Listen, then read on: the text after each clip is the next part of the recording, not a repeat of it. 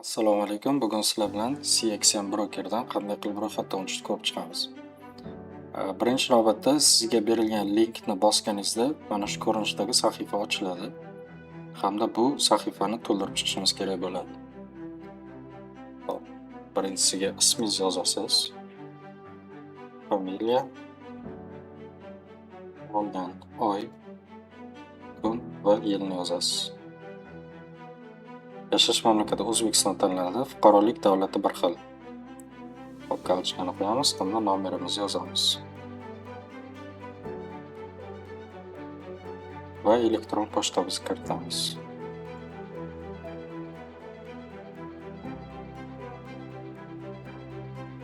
Agar sizda partnyor kodi bo'lsa, partnyor kodini kiritishingiz mumkin.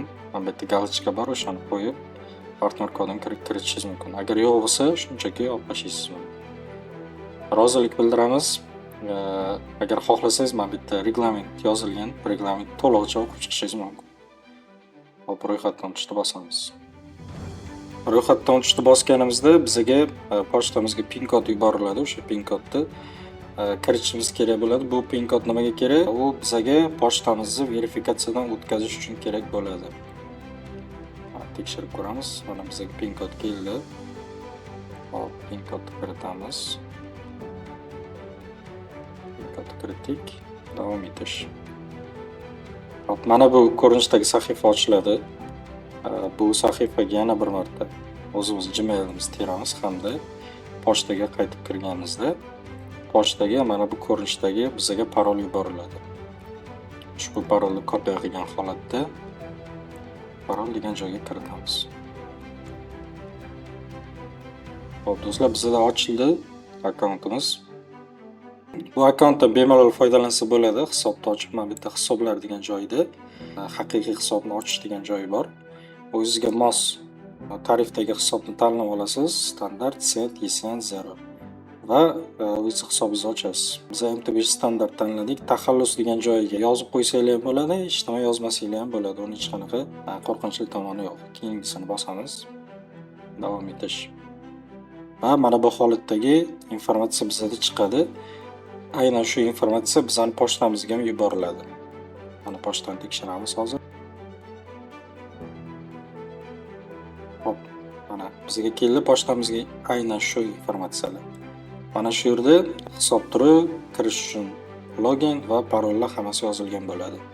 Hop, endi profilni tasdiqlashni ko'rib chiqamiz, ya'ni KYC deb ataladi.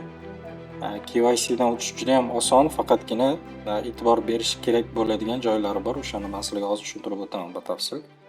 Mana bizda tasdiqlanmagan turibdi. Yuklash degan knopkani bosganimizda hujjat turini tanlab olamiz.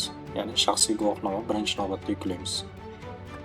Hujjat raqamini kiritamiz. Hujjat berilgan mamlakat O'zbekiston. Shaxsiy guvohnoma old tomonni yuklaymiz. Yukladik hamda orqa tomonni yuklab olamiz. Va yuborish knopkasini bosamiz. Keyingisiga o'tamiz. Hujjat turini tanlaymiz. Manzil tasdiqlovchi hujjat. Bu yerda e'tibor berish kerak bo'ladigan narsamiz shahar, o'zimiz tug'ilib o'sgan shaharda yozamiz. Ya'ni o'sha guvohnomada qanday yozilgan bo'lsa, biz o'shani kiritishimiz kerak bo'ladi. Hop, kiritdik va manzil degan joyiga e'tibor beringlar. Men sizlarga hozir tushuntirib o'taman. MyGov'dagi olgan hujjatingizda aynan adres degan joyda Kirill alifbosida yozilgan bo'ladi.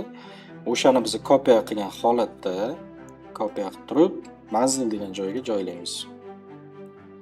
Va mamlakatga, ya'ni O'zbekiston kiritamiz. Hop, pochta indeksini kiritamiz.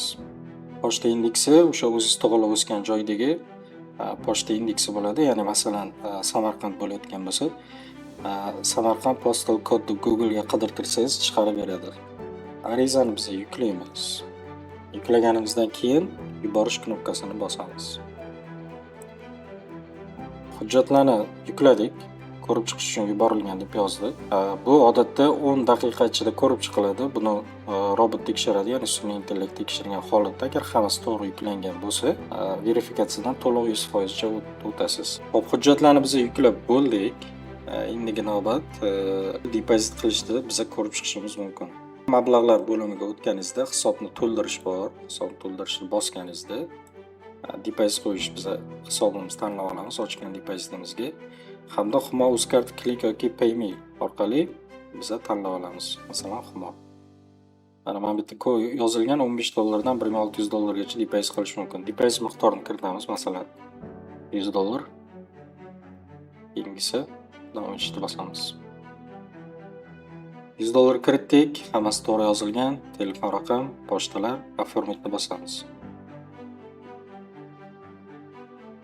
Bosganingizda mana shu ko'rinishda karta chiqib keladi. Ya'ni bu kartaga biza Click yoki PayMe orqali pulni o'tkazish kerak bo'ladi. O'tkazganingizdan keyin mana bu yerda "Деньги переведены" degan knopka bor, o'shani bosib turib подтверждениeni bosasiz. E'tibor bering, mana bu yerda yozilgan summadan bir so'm kam yoki ko'p ham o'tkazmaslik kerak.